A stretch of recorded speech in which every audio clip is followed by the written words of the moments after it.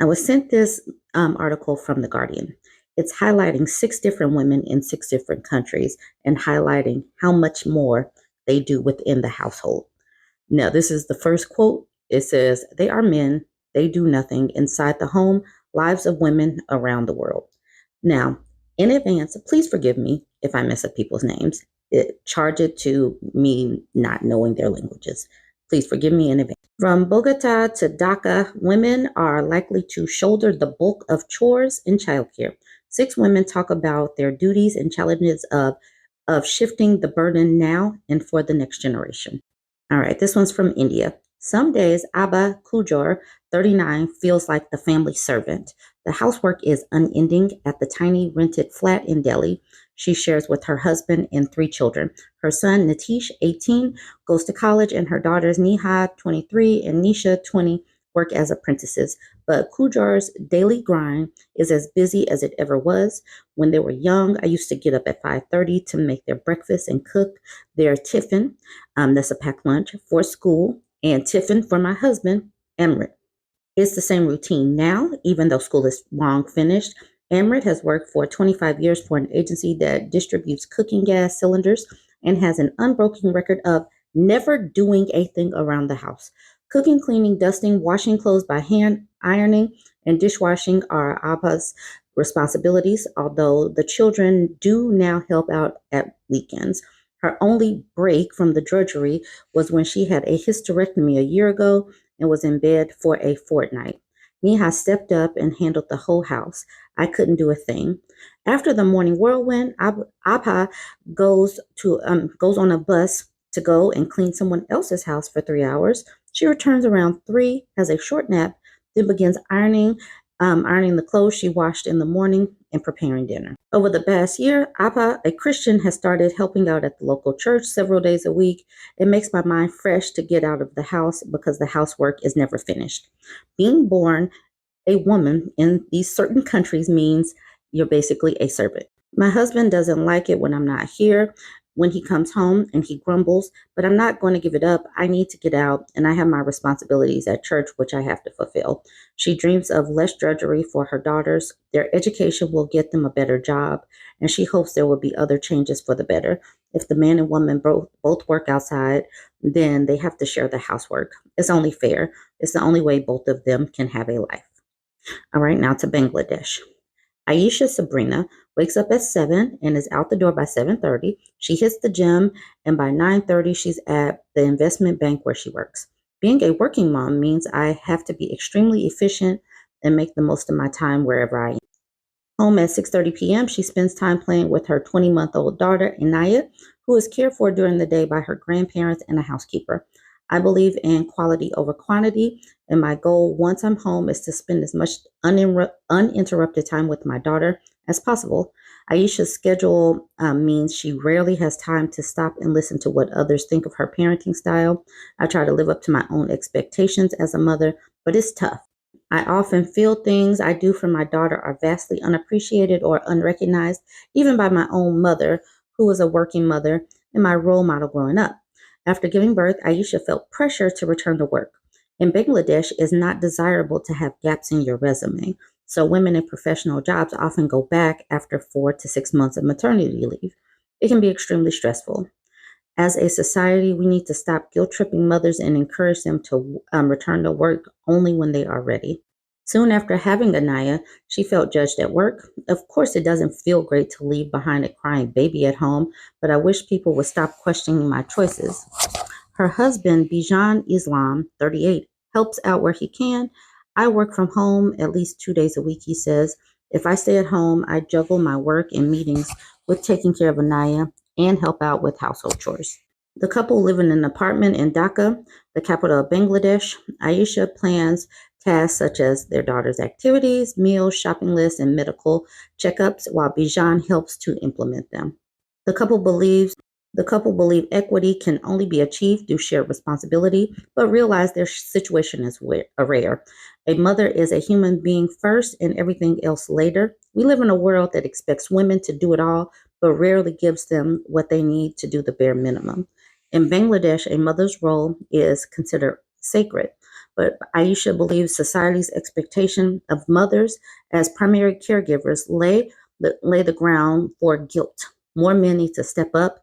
Parenting is not a one-person job. A father should be an equal parent, not a supporting one. She acknowledges that men also don't always get support. In Bangladesh, paid paternity leave is nascent, and those lucky enough to get it usually only have 5 days. The couple are hopeful things will change and that Anaya will not have to struggle so much with the burden of care when she grows up. Bijan believes giving visibility to female role models like his wife is key. Bangladesh is a country where the prime minister, the leader of the opposition, and the speaker of the parliament are powerful female figures. Making women role models more visible across the spectrum will not only encourage women to pursue stronger careers, but show that breaking glass ceilings is entirely possible. Okay, let's move into Vietnam.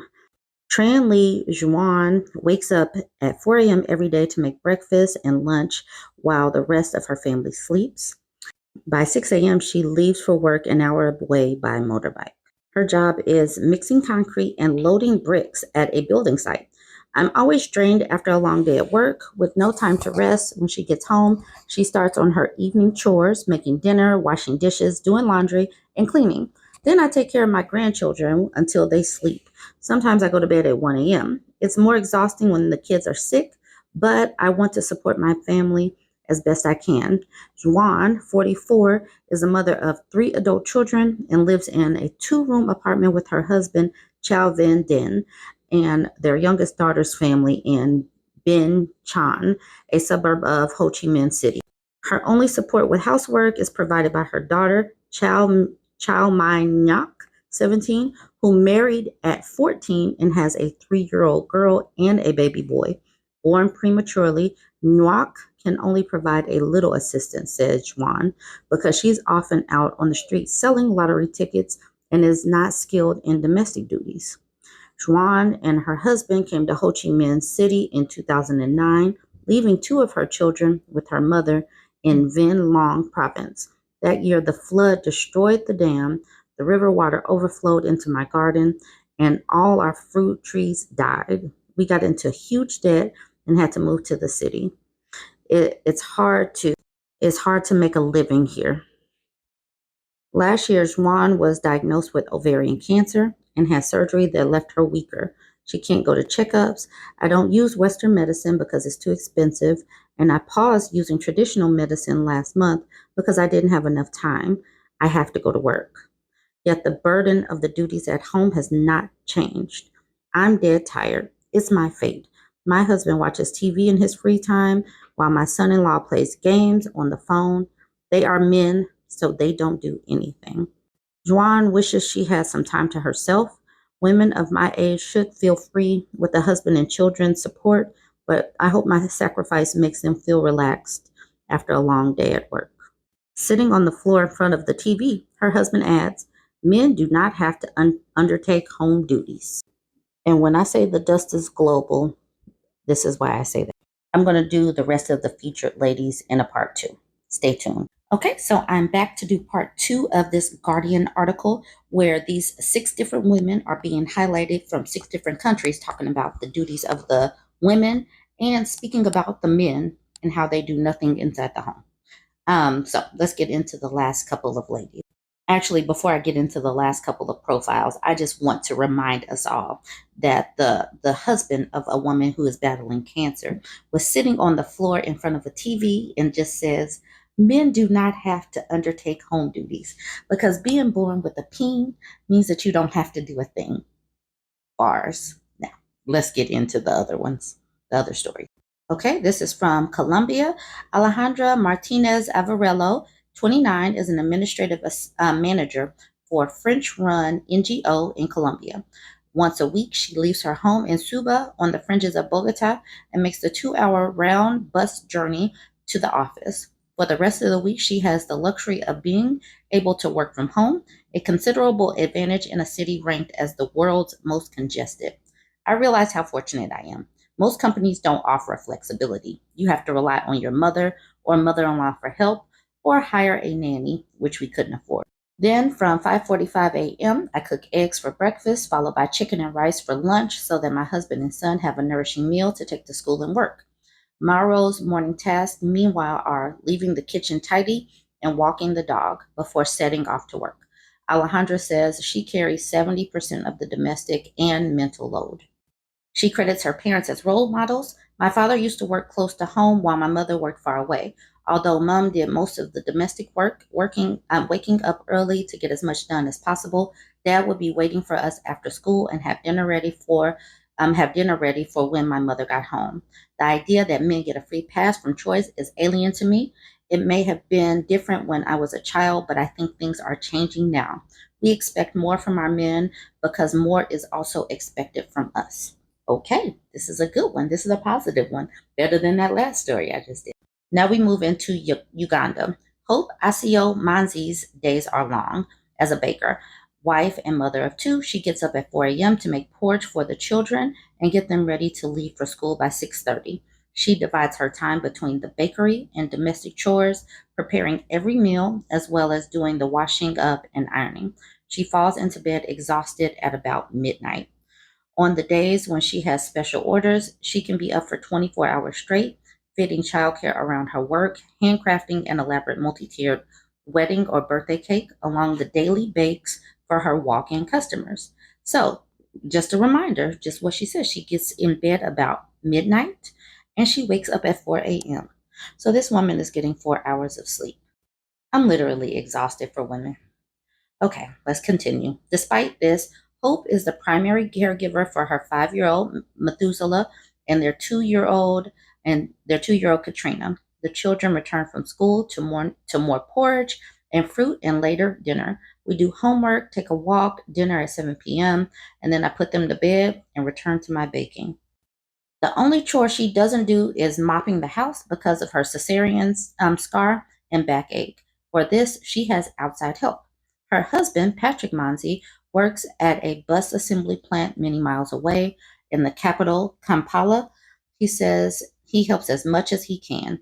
Hope relishes the day he is home because he helps bathe the children and do their homework. When my husband is home early, they know that shower time that day is with daddy. He has also helped drop and assemble wedding cakes for me for the past 4 years, despite having his work. In the past, she has tried to outsource childcare, but saw that her children did much better in her care. When they were much younger, she would carry them on her back while she worked. Now she's moved from baking at home to working at her shop. Working from home was tough. The children always thought it was mommy time. Patrick takes the children to any hospital appointments and helps with her business. He takes on the family's biggest expenses. He bought the house, pays the children's school and health insurance, and does home renovations. Hope pays for all the labor she outsources and the water, electricity, and estate maintenance bills. They split food bills. Much of her earnings go towards caring for her parents, 7 siblings, and extended family, which is normal for working class Ugandans. She would like to buy a fondant making machine to reduce her workload, but they are expensive.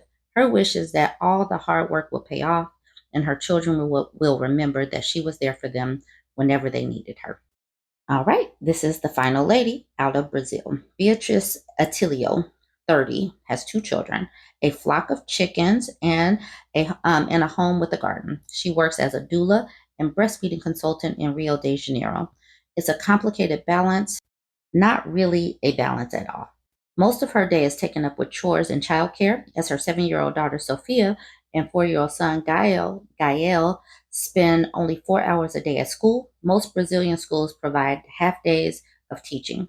Beatrice often ends up spending more time on domestic tasks than her job as a doula, as the flexibility provided by working from home blurs the line between her paid and unpaid work. It's Sunday to Sunday. There's no rest. There's no break, Beatrice says of her responsibilities. She shares the burden with her partner of 12 years, Rafael Atilio. He is home 3 days a week, although running a museum coffee shop requires him to work weekends. Women do more in the home, without a doubt. The couple have always communicated openly about sharing parental responsibilities, but both agree the pandemic was decisive in bringing about real change in Raphael's involvement in domestic work. Being at home day after day, he realized how much there is to do. Now they divide chores and childcare more equally than any other couple they know, yet unevenness still persists. The legwork is quite balanced at home, anything that doesn't require initiative, but the mental work, thinking of everything, that still needs to be done or not. That still lies with me. Raphael acknowledges this. As much as we men try to do something, there is always a bigger weight on the woman. So that is the six different women from the six different countries. Is anyone confused why women are opting out of marriage and having kids? We talk about this consistently day to day, and it does. I mean, some of these stories were a little bit better than others, but the toll on women is just exhausting to even read about, to speak about. Equity is it has to come at some point. Women running themselves ragged, getting cancers, getting diseases, not getting enough sleep. This is challenging. Anyways, you guys go ahead and weigh in and let me know what you think about this. Don't forget to like, comment, and share.